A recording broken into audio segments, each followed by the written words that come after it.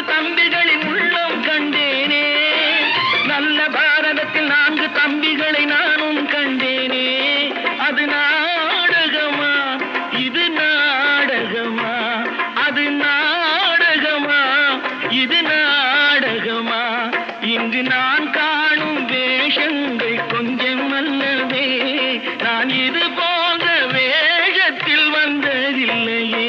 அம்மம்மா, தம்பி என்று நம்பி அவன் உன்னை வளர்த்தான்.